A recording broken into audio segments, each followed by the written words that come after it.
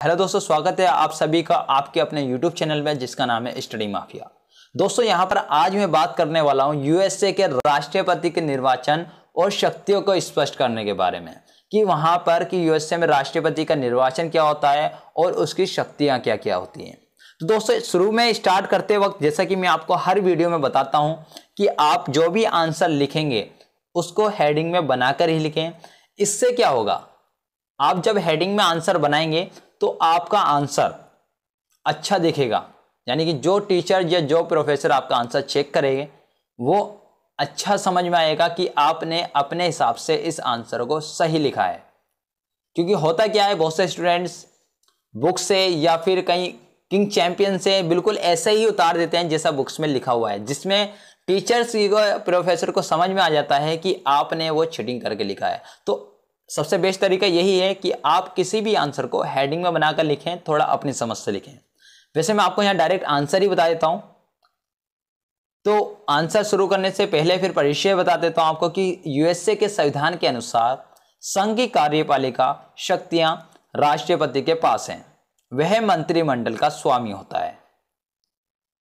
राष्ट्रपति के पास सैद्धांतिक रूप से व्यवस्थापिका की शक्ति नहीं है, लेकिन व्यवहारिक रूप से कांग्रेस पर दबाव डालकर किसी भी कानून को पास करवा सकता है, और यदि कांग्रेस की इच्छा के विरुद्ध किसी कानून को पास कर दे तो वह कानून को लागू नहीं करता। आर्थिक, विदेश नीति आदि के संबंध में भी सभी शक्तियों का स्वामी है। तो सबसे पहले बात करते हैं इसमें योग्यता। इसके लिए क्या क्या योग्यता होनी चाहिए।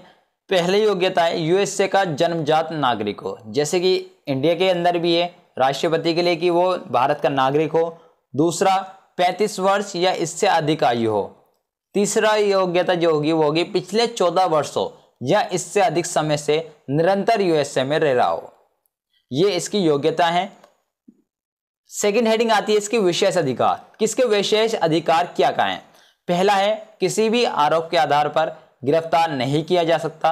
दूसरा है किसी भी न्यायालय की उपस्थिति होने के लिए नहीं कहा जा सकता। इसकी तीसरी हेडिंग आती है कार्यकाल। राष्ट्रपति का कार्यकाल 4 वर्ष का होता है और कोई भी व्यक्ति 2 बार से अधिक राष्ट्रपति नहीं बन सकता। तो अब बात करते हैं कि राष्ट्रपति का चुनाव कैसे होता है। राष्ट्रपति का चुनाव एक निर्वाचक मंडल करता है। निर्वाचक मंडल को जनता चुनती है। निर्वाचक मंडल को चुनाव के पहले सभी दल अपने अपने राष्ट्रीय पद के उम्मीदवारों की घोषणा करता है। अतः लोग राष्ट्रपति के उम्मीदवार को ध्यान में रखते हुए निर्वाचक मंडल के चुनाव में वोट देते हैं। निर्वाचक मंडल 538 सदस्य होते हैं। इसमें प्रत्येक राज्य से निर्वाचक मंडल से उतने ही सदस्य चुने जाते हैं जितने उस राज्य से कांग्रेस के सदस्य चुने जाते हैं। 3 सदस्य वाशिंगटन से चुने जाते हैं। राष्ट्रपति चुनाव में किसी भी उम्मीदवार को बहुमत प्राप्त ना हो या 2 उम्मीदवारों को बराबर मत मिले तो प्रतिनिधि सभा प्रथम उम्मीदवारों से किसी को राष्ट्रपति नियुक्त कर सकती है। तो दोस्तों ये हमने समझा कि इसके विशेष अधिकार क्या है, योग्यता क्या है, कार्यकाल क्या है, उसका चुनाव किस तरीके से होता है। अब हम बात करते हैं जो हमारी मेन हेडिंग होगी वो होगी राष्ट्रपति की शक्तियां क्या होती हैं। तो उसमें पहली सब हेडिंग होगी कार्यपालिका संबंधी शक्तियां। इसी फर्स्ट हेडिंग के अंदर सब हेडिंग बनेगी कानूनों को लागू करना, जिसमें हम बात करेंगे कि यूएसए में कार्यपालिका का प्रधान स्वयं राष्ट्रपति होता है। शांति स्थापित करना उसका कार्य है। उसकी इच्छा से ही यह निर्णय होता है कि कौन से कानून को कठोरता से लागू किया जाए। यदि कांग्रेस उसकी इच्छा के विरुद्ध कानून पास कर दे तो वह उन्हें कठोरता से लागू नहीं करते। अतः ऐसे कानून का महत्व समाप्त हो जाता है। शांति स्थापित करना उसका कार्य है, इसलिए वह पुलिस सेना को आदेश दे सकता है। पहली हेडिंग की दूसरी सब हेडिंग होगी प्रशासन पर नियंत्रण। राष्ट्रपति का प्रशासन पर पूरा नियंत्रण होता है। वह इस बात की निगरानी करता है कि सरकार कर्मचारी नियमों और नीतियों के अनुसार कार्य कर रहे हैं या नहीं, और यह किसी भी विषय पर रिपोर्ट मांग सकता है। इसकी दूसरी हेडिंग होगी नियुक्त और निष्कासन। राष्ट्रपति 2 प्रकार की नियुक्ति करता है। प्रथम वह नियुक्ति जिन्हें वह सीनेट की मंजूरी देकर नियुक्ति करता है।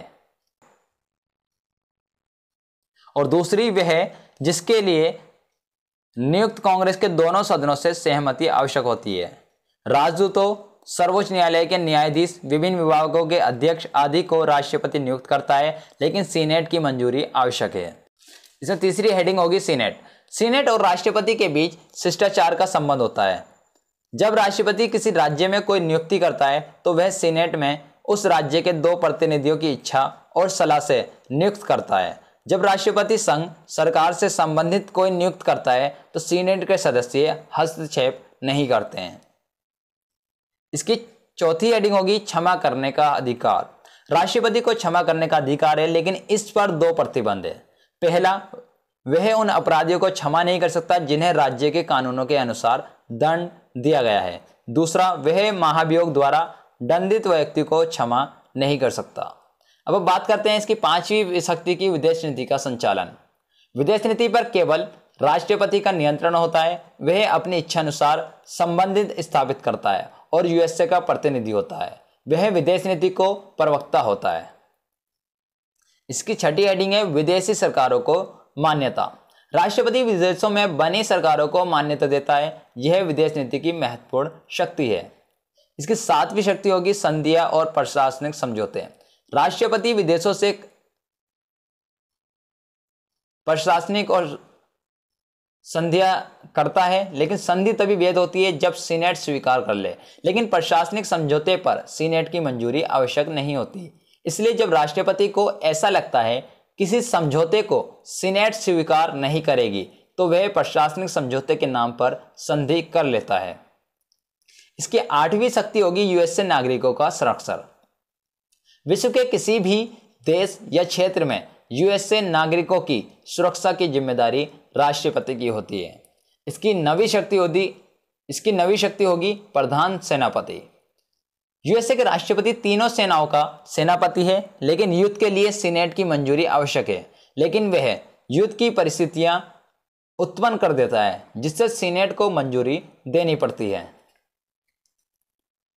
अब इसकी आती है, अभी हमने बात की थी पहली शक्ति के बारे में, कार्यपालिका की संबंधित शक्तियां। अब हम बात करते हैं दूसरी शक्ति जो थी विधायी शक्तियां।